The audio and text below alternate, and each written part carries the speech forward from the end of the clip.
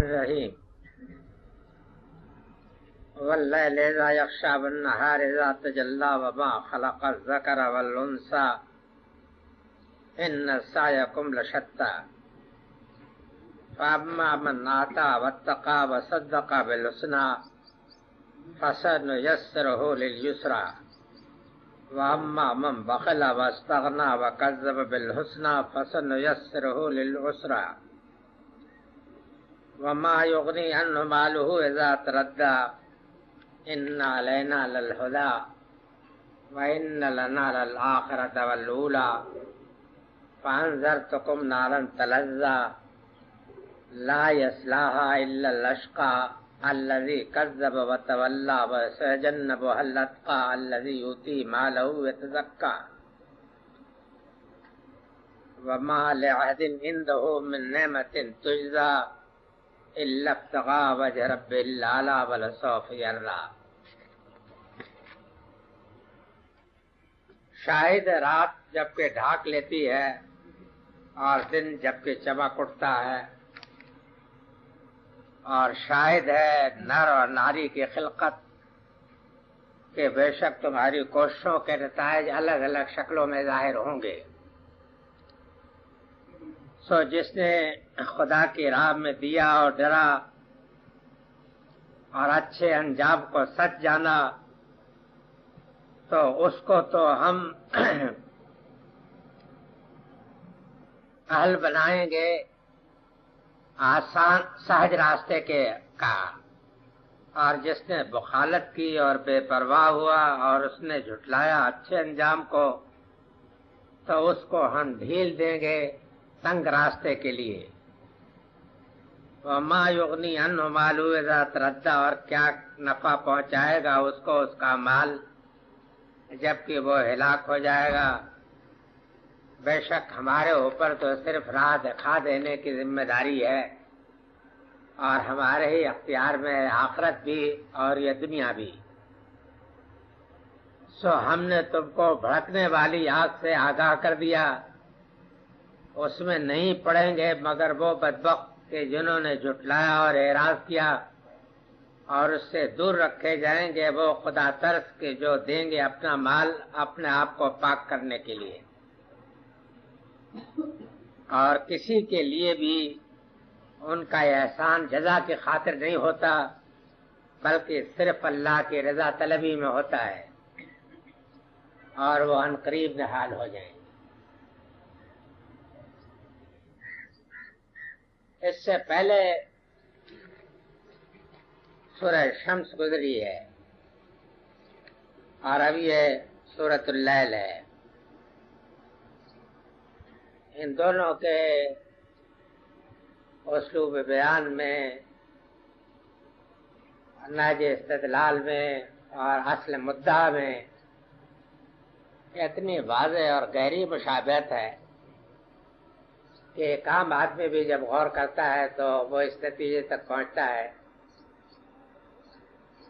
کہ صورتوں کا صورتوں کے ساتھ ربط جو ہے اتفاقی نہیں ہے، بلکہ حکمت کے تحت ہے۔ اللہ تعالیٰ نے خود وہ ان کو ایک دوسرے کے ساتھ مربوط کیا ہے۔ پہلی سورہ آپ پڑھ چکے ہیں، یہ سورہ میں نے اب تلاوت کی ہے، تو اسلوب بیان کے ساتھ ساتھ اصل مدعا جو ہے وہ بھی آپ پر واضح ہوگا کہ اس میں یہ بیان کیا تھا کہ نفس انسانی کی تشکیل اس طرح سے اللہ تعالیٰ نے کی ہے کہ اس کو نیکی اور بدی دونوں کا شعور دیا ہے۔ انسان نیکی اور بدی کے شعور سے ناآشنا نہیں ہے، بلکہ نیکی اور بدی کا شعور انسان کو اللہ تعالیٰ نے دیا ہے۔ اس نیکی و بدی کے شعور کا لازمی تقاضا یہ ہے کہ جو لوگ نیکی کا راستہ اختیار کریں وہ تو اپنے نفس کو پاکیزہ بنائیں گے، اور جو لوگ بدی کا راستہ اختیار کریں گے وہ لازماً اپنے آپ کو تباہی میں ڈالیں گے اور اپنے آپ کو خاک میں ملائیں گے۔ اس کی وجہ یہ ہے کہ نیکی و بدی کا شعور دینا اور پھر اس کے نتیجے کا ظاہر نہ ہونا کچھ، یہ ایک بے معنی سی بات ہے۔ انسان کے اوپر یہ فرض عائد ہوتا ہے کہ جب اس کو نیکی کا شعور ملا ہے تو وہ نیکی کے راستے کو اختیار کرے. یہی چیز اس کے نفس کے لیے فلاح کا راستہ کھولے گی. اور اگر بدی کا شعور دیا ہے تو بدی سے بچے. یہی چیز اس کے لیے ترقی کی راہ کھولے گی. یہ اس سورہ میں بیان ہوا ہے. اب اس سورہ میں اسی مضمون کو ایک نئے پہلو سے لیا ہے کہ اس میں یہ بتایا ہے کہ انسان اگر اس غلط فہمی میں پڑا ہوا ہے کہ نہ نیکی کے اوپر کوئی صلہ ہے اور نہ بدی کے اوپر کوئی سزا ہے، تو یہ نتیجہ ہے محض اس کے اس مغالطے کا کہ وہ اس دنیا کو دیکھتا ہے کہ یہاں آدمی بدی بھی کرتے ہیں اور نیکی بھی کرتے ہیں. نہ نیکی کا کوئی صلہ ملتا ہے نہ بدی کی کوئی سزا ملتی ہے، بلکہ بدی کرنے والے زیادہ آسانی کے ساتھ دندناتے پھرتے ہیں. تو اس سے اس مغالطے میں پڑ جاتا ہے کہ یہ دنیا یوں ہی چلتی رہے گی، یوں ہی ایک دن ختم ہو جائے گی. نہ نیکی ہے نہ بدی ہے، نیک و بد دونوں کے دونوں یکساں ہو جائیں گے. اس غلط میں بھی پڑ جاتا. لیکن حقیقت میں یہ انسان کے اس دنیا کے غلط مطالعے کا نتیجہ ہے. صرف اس نے ایک رخا مطالعہ کیا اور ادھورا مطالعہ ہے، جس کی وجہ سے اللہ تعالیٰ نے ہر چیز جوڑا جوڑا پیدا کی ہے. رات ہے تو رات کے ساتھ دن ہے، عورت ہے عورت کے ساتھ مرد ہے، آسمان ہے آسمان کے ساتھ زمین ہے. تو کسی چیز کی حکمت اور غایت پر غور کرنے کے لیے ضروری ہے کہ اس کے ساتھ اس کے جوڑے کو ملا کر کے اس کے بعد غور کیا جائے، تب آدمی صحیح نتیجے تک پہنچتا ہے. اگر صرف ایک پہلو پر غور کرے گا تو اس کا یہ مطالعہ ادھورا اور ناقص ہوگا اور وہ کسی صحیح نتیجے تک نہیں پہنچے گا. تو جس طریقے سے ہر چیز جوڑا جوڑا ہے، اسی طریقے سے اللہ تعالیٰ نے دنیا کے ساتھ آخرت رکھی ہے جو اس کا جوڑا ہے. جب آخرت کو اور دنیا کو دونوں کو ملا کر انسان غور کرتا ہے تب تو یہ معلوم ہوتا ہے کہ یہ دنیا بہت ہی حکمت کے ساتھ اور بہت ہی عدل و رحمت کے مقاصد کے ساتھ اللہ تعالیٰ نے بنائی. اور ایک دن آئے گا کہ جس میں ہر انسان اپنے ایک ایک عمل کا، خواہ وہ برا ہو یا اچھا عمل ہو، اس کا نتیجہ اس کے سامنے آ کرے. لیکن اگر آخرت کو بالکل نظر انداز کر کے دنیا پہ غور کرے تب یہ دنیا کے متعلق وہ یہی رہا قائم کرے گا کہ بے شک یہ ایک اندھیر نگری ہے، ایک بازیچے اطفال ہے جس میں نہ نیکی کے اوپر کوئی انعام ہے نہ بدی کے اوپر کوئی سزا ہے. اور اس کا پیدا کرنے والا بھی معلوم ہوتا ہے کہ کوئی کھلڑ رہا ہے کہ جس نے بعض اپنا جی بہلانے کے لیے تماشا بنایا ہے.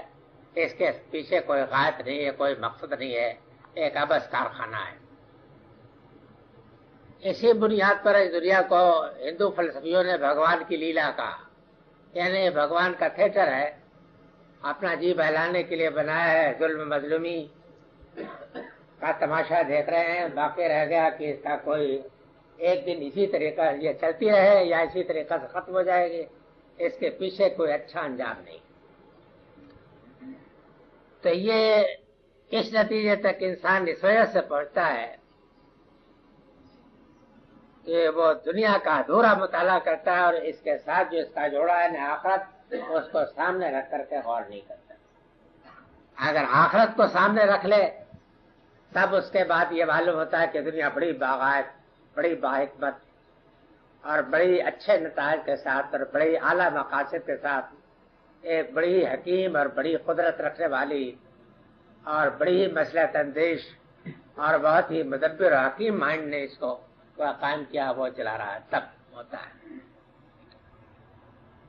تو اس سورہ میں یہ بتایا کہ جو لوگ اس غلط فہمی میں پڑے ہوئے ہیں کہ نہ نیکی پر کوئی انعام ہے نہ بدی پر کوئی سزا ہے، بس یوں ہی ہے بابر عیش کوش کی عالم ہمیشہ نیست، ایک دن یہ ختم ہو جائے گی، خام خواہ کو اس فکر میں نہ پڑو، وہ بڑی غلط فہمی میں. اس دنیا کو آخرت، اس دنیا کے ساتھ آخرت ہے، اس کو سامنے رکھ کر کے غور کرو، تب اس کے انسان کے سامنے یہ حقیقت آتی ہے کہ بدی کا نتیجہ اور شکل میں انسان کے سامنے آنے والا ہے اور نیکی کا صلہ اور شکل میں آنے والا ہے. سمجھ گیا؟ کوششوں کا نتیجہ الگ الگ نکلے گا. جو لوگ نیک کوششیں کریں گے ان کے سامنے اور شکل میں انجام ان کا آئے گا، اور جو لوگ کہ بالکل اندھے بہرے ہو کر زندگی گزاریں گے ان کا انجام اور شکل میں آئے گا.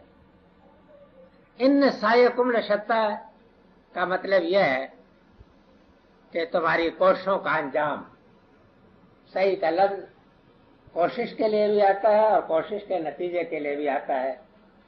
جیسے کہ ورنہ سعیکم سوف یری، یہ تمہاری کوشش کا نتیجہ ان قریب دیکھا جائے گا، ہے نا، تو الگ الگ آئے گا. یعنی یہ خیال بنیادی طور پر غلط ہے کہ نیکی و بدی دونوں میں کوئی فرق نہیں ہے، دونوں یکساں ہو جائیں گے. یہی وہ سوال ہے جو قرآن مجید نے کیا ہے کہ اگر تم آخرت کو نہیں مانتے ہو تو اس کا مطلب تو یہ ہوا کہ یہ تم یہ سمجھتے ہو کہ اللہ تعالیٰ بروں کو اور بھلوں کو دونوں کو یکساں کر دے گا. یہ کیسے ممکن ہے؟ یہ دنیا میں ایک شخص بدی کرے گا اور ایک شخص نیکی کرے گا، دونوں کو خدا یکساں کر دے گا، یہ کس طریقہ سے ممکن ہے؟ یہ تو وہی لوگ مان سکتے ہیں جو آخرت کو نہ مانے. تو یہ چیز اگر ناممکن ہے تو ضروری ہے کہ آخرت آئے، آخرت کی ضرورت پر اس سے استدلال کیا ہے. اور مزید یہ ہے کہ اس سورہ میں یہ بھی بتا دیا جو پچھلی سورہ میں ناتمام سوال کو چھوڑ دیا تھا کہ نفس انسانی کا تزکیہ اگر کوئی شخص کرنا چاہے تو کس طریقہ سے ہوتا ہے. وہ تزکیہ کا طریقہ بھی بتا دیا کہ اصل آلودگی کیا ہے اور اس سے پاک ہونے کا طریقہ کیا ہے، اور اصل پاکیزگی کیا ہے اور اس کو حاصل کرنے کا طریقہ کیا ہے. اس میں یہ بھی بتا دیا ہے. تو اس کے معنی یہ ہے کہ سابق سورہ میں جو مضمون تھا اس کو اس میں مدلل بھی کر دیا اور اس کا طریقہ بھی اس میں بتا دیا ہے کہ اس طریقہ سے نفس انسانی کا تزکیہ ہوگا. پہلے یہ فرمایا کہ شاہد رات، یہ میں آپ کو بتا چکا ہوں کہ واو جو ہے قسم کے لیے آتا ہے تو معنی میں شہادت کے ہوتا ہے. شاہد رات جب کہ ڈھانک لیتی ہے اور دن جب کہ چمک اٹھتا ہے. وما خلق الذکر والانثی، اور نر اور ناری دونوں کی خلقت جو اللہ تعالیٰ نے کی ہے، یہ تینوں ہی چیزوں کو شہادت پہ پیش کیا ہے کہ لازماً تمہاری سعی کا نتیجہ الگ الگ شکلوں میں ظاہر ہو. یعنی یہ تینوں جو شہادتیں پیش کی ہیں تو اس سے معلوم ہوتا ہے کہ جس طریقہ سے کہ رات ہے اور رات کے ساتھ دن ہے، اور رات اور دن دونوں مل کر کے دنیا کی مجموعی غائب کو پورا کرتے ہیں، جس طریقہ سے کہ نر ہے اور ناری ہے، عورت اور مرد ہیں، اور دونوں مل کر کے ایک اعلیٰ مقصد کو پورا کرتے ہیں، اسی طریقہ سے دنیا کے ساتھ بھی آخرت ہے. اور جب یہ دنیا اپنے آخرت کے ساتھ ملتی ہے اور اس کے ساتھ رکھ کر کے اس پر غور کیا جاتا ہے، تب معلوم ہوتا ہے کہ یہ نہایت ہی اعلیٰ مقصد کے لیے اور نہایت اعلیٰ نتائج کے ساتھ ہوتا ہے.